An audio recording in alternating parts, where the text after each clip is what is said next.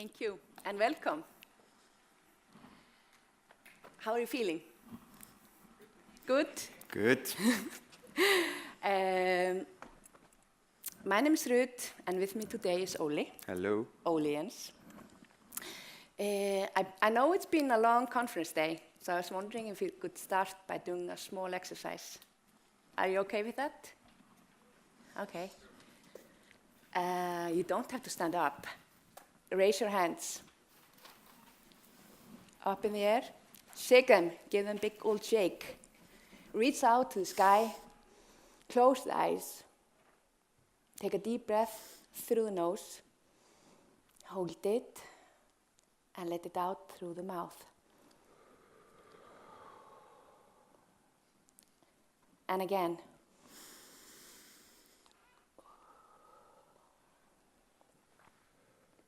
Now give it a bit of shake as well. Are you ready? Before we start, I want to tell you that we have a short quiz planned after our talk. This is to let you know that you have to pay a close attention to our talk. I will only say this once. Because there are prizes. Wonderful prizes. Wonderful prizes. Okay, enough. Yep. Yeah. Go ahead. Thank you. My name is Ruth, and I'm a Scrum Master at Agile Retail. Also, Agile coach, of course. My background, I got a degree in sociology. I'm an executive coach and a certified Scrum Master. I've been working in the IT business in Iceland for about 22 years. So that must mean that I started like 5 years old, like the guy earlier. And my passion is working with teams. So that's what I've been doing for the past 6 years. I've been working with Kanban and Scrum, and my unending love is working with my teams, coaching them to become the best they can become. I'm Óli. I work with Ruth at Agile Retail. I am also a Scrum Master and an Agile coach. I've been in the IT business for around 11 years. And for the past 4, I've been a Scrum Master and an Agile coach. I am on a mission to strengthen teams and to make work more enjoyable. And I'm really excited to be here today and share a little part of my journey with you guys.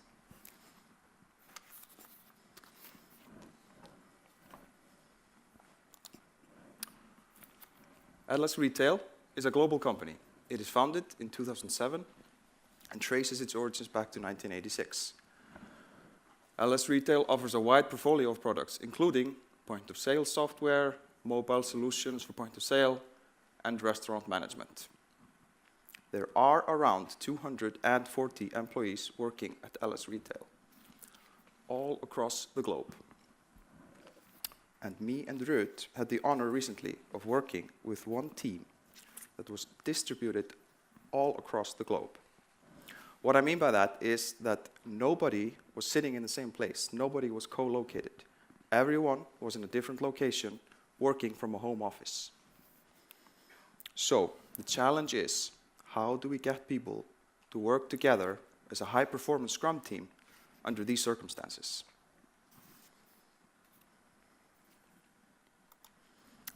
The Agile Manifesto, created in 2001, it is the bedrock of any Agile team. The Agile Manifesto states, individuals and interactions over processes and tools, meaning, as it is an Agile value, that we value the former over the latter.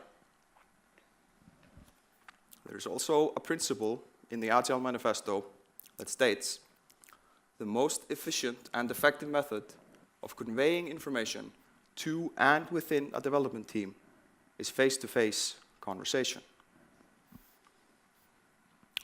These two statements seem to indicate a certain contradiction regarding distributed teams. can a distributed team ever perform as well as a co-located team? And can such a team, considering these two statements, even be considered agile? How can we reconcile this contradiction in a distributed agile team? According to Patrick Lencioni's 5 dysfunctions of a team, trust is the foundation that you build teams on.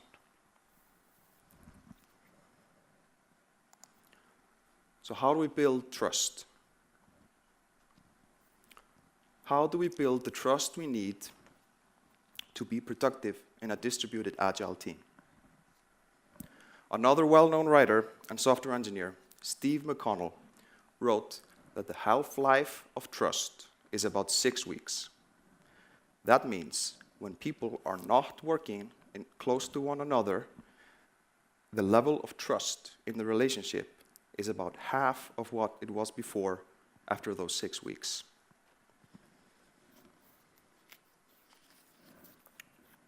So what do we need to do? What do we need to do for a distributed agile team? We need to help them use the collaboration tools that they have available to have effective communication. We need to use these tools to build bridges between teammates and to build the trust in the team. Referring to David Starr, who works with distributed agile teams at Scrum Incorporated, he states, using these tools must be like breathing air for the team to be productive. David Starr also talks about the importance of frequent communication. The more frequent the communication, the better the trust builds. He also discusses the fidelity of communication, which is very important. An example of low fidelity communication would be, for example, email, which doesn't really build the trust. An example of high fidelity communication would be video calls and screen sharing. And that's probably the best we can do with current technology.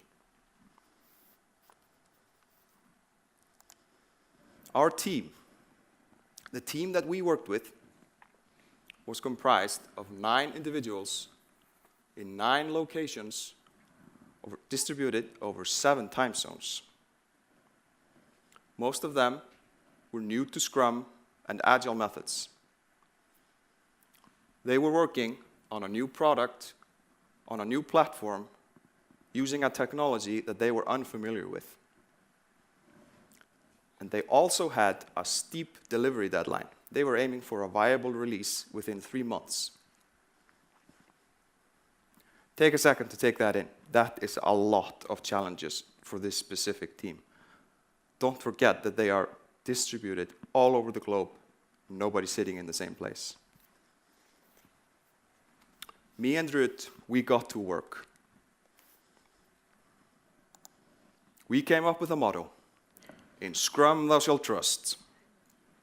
We came up with a plan to integrate Scrum with the team as we would with any other new Scrum team. The plan was to introduce the team to Agile frameworks and Scrum, to coach the product owner in clarifying his role and his responsibilities to the team, and of course, to coach the team in the Scrum events. This plan has worked really well for us before with teams located here in Iceland. Based on prior experience, what could possibly go wrong? Anyone? Everything. So the first thing we struggled with in the team were the accents. Don't forget, we had 9 people all over the globe. We had Russian, Indian, Polish, British, a few different American accents, one from Boston, one from Texas. It was all over the place. It really did take us some time. Everyone in the team took some time to get used to it and to communicate effectively. Trying to be funny at meetings and trying to introduce some humor didn't work out very well. pretty much every joke we made fell flat. And if you try to explain the joke, you know how that goes. It pretty much kills it every time. The work culture was very different between the countries as well. So bonus rewards and salary structure are different between, for example, the US and Iceland, where most of the team was located, in the US, that is to say. This can result in syndromes like the rock star syndrome, where one individual strives to become the best in the team and tries to outshine his teammates. This can block the team process. Another thing is the sick day policy. Again, sick day policy, very different between the US and the rest of the countries. It meant that some people showed up to work sick the whole day and didn't even consider taking the time off to recover. Tools and equipment were also not working out for the team. Both software and hardware were having problems. It really was hindering communication. And then there was the silence.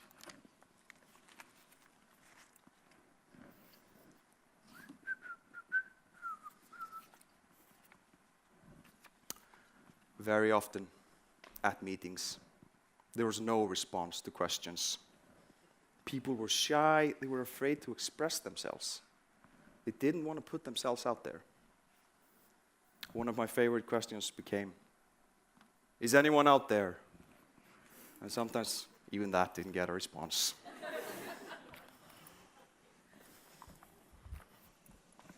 This doesn't sound dramatic at all, does it? Thank you, Oli. It was obvious where the pain lied. It was to do with communication. And that's the reason why we decided to start to trust. We scheduled a session with the team where we asked everyone on the team to prepare an introduction about themselves and do it on video.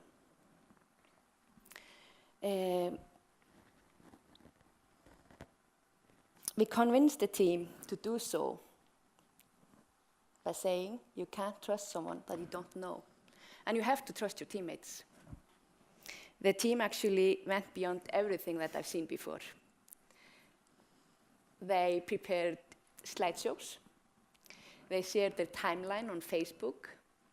They shared pictures of family, friends, hobbies, everything. It was pretty amazing, I have to tell you. And yeah, I have to confess and maybe tell you in private because, you know, the bubble of trust. I now know that one of the teammates likes to breakdance after work. Another one has a phobia of ugly toes.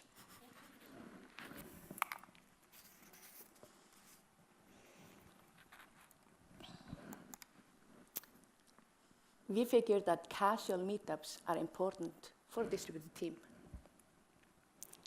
Actually, it kind of replaces conversation that we, who are on site, have by the coffee machine or the water cooler.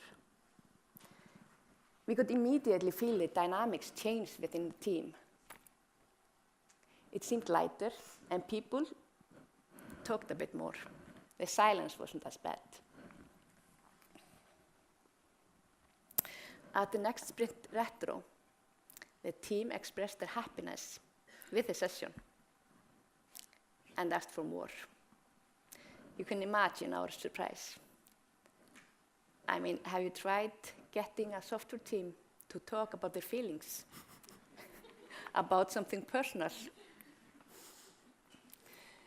So our next step was scheduling once a week, usually after stand-up, short sessions, where we would go around and ask questions like, what do you like to do after work? Or how are you feeling today? And they would all love to participate.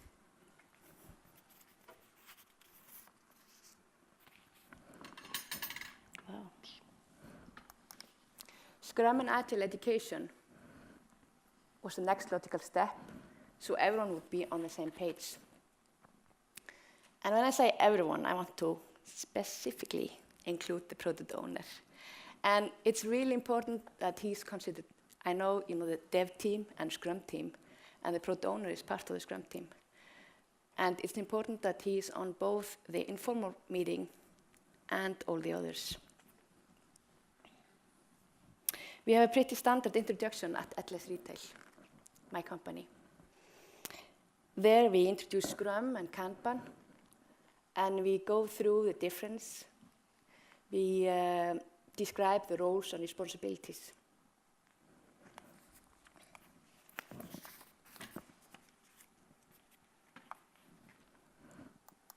Scrum kickoff was the last thing we did before the team started working formally as a Scrum team. There's a great, what's it called? Planner template by Adam Weisberg that I like to use, but there are probably, different methods to it. This template covers everything you need to know when starting a Scrum team. It asks questions like about the product owner, what's his involvement, when do we need them, about the team values, team contract, definition ready, definition done. I've been using this for years now, and I can say that I wouldn't start a team without it. It doesn't matter if it's co-located or not, Kanban or Scrum. It kind of gets everyone on the same page, and we all agree how we're going to work. When are we going to have stand-up? 8 o'clock doesn't work for everyone.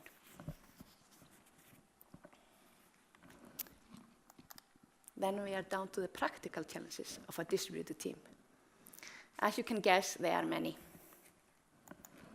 Time zones is the most obvious one, maybe. Time zones in this team spanned 8 hours, a whole workday. So how do we go about that? I mean, when I'm getting to work at 9 o'clock, someone is stamping out way in Alberta, Canada, at 4 o'clock or 5 o'clock. How do we get to work together as a Scrum team? What really helped in this instance of this team was the willingness of the teammates to take on the challenges. Also, of course, because everyone was working from home, there was no commute. And at Atlas Retail, we have flexible hours. So people can go in early. Someone in the team chose to start working at 7 o'clock, while others worked into the night till 9 o'clock. By doing this, we got to have at least 3 hours every day where we could have stand-ups and other Scrum meetings, and for the team to collaborate on stories. I want to press and stress as well that this does not come naturally for a team. I mean, I've been in a team, and Óli as well, where time zones is something you can't deal with. In this team, and it's our opinion that the trust that built in the team really helped.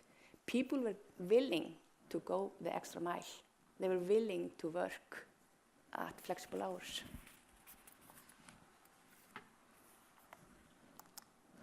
Look at this. Who wouldn't want to be there? I'm not going to move you over to the sunshine, though. Public holiday schemes and vacation are different depending on countries. And in this instance, the team was distributed over 5 countries, which means 5 different holiday schemes. We haven't even got Christmas at the same time.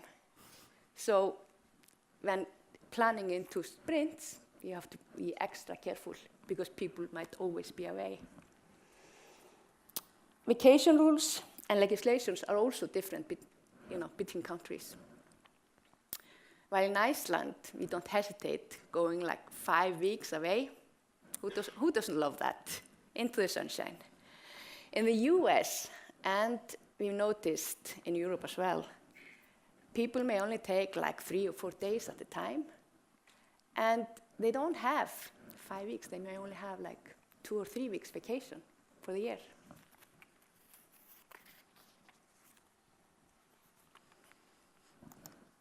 Face-to-face meetings in person is something that we highly recommend. In the instance of our team, the team met only once at the bare beginning. We would have liked them to meet more often. Our recommendation is for the team, when they're distributed, to meet at least 2 to 3 times over the year, working together for maybe days or even weeks, both to do actual work and then some social work.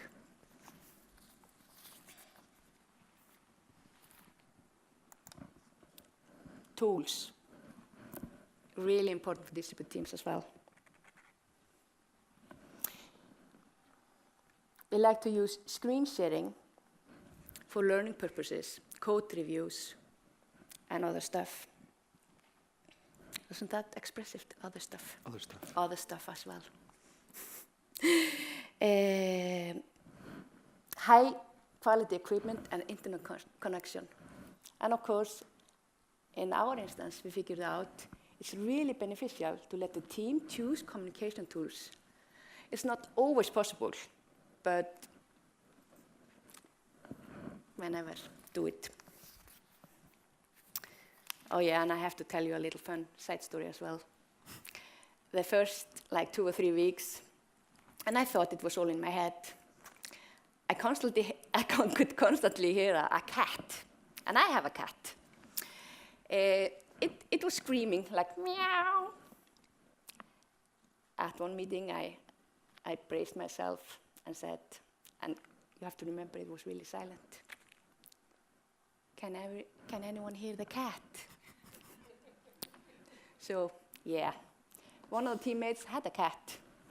So mute when you're not talking.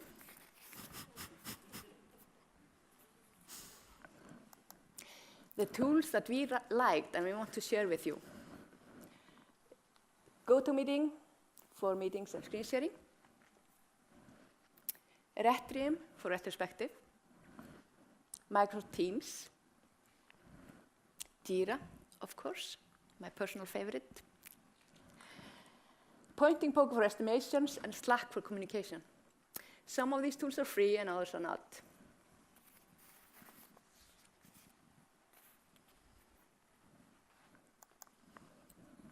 After working with a team for about 3 months, what we had was a self-organized Scrum team. Ole, what are your thoughts? Well, I'd say the meetings, they were more effective. Mm-hmm. People were collaborating better. And like you said, the silence wasn't as bad. Yeah.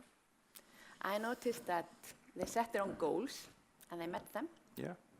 And they did choose their own communication tools and they were quite happy with them. Mm-hmm. Yeah. The atmosphere seemed lighter and people happier. Mm-hmm. I'd say that in our work with the team, we found that Agile, with a distributed team, it can work, but it is a lot of work. What's the key? I'd say trust every time. I would recommend focusing on building the trust and work on maintaining it the whole time. Do you agree? I agree. Once we had the trust in place, all other challenges, and there were plenty, seemed easy. All right. Thank you. And good luck. Good luck.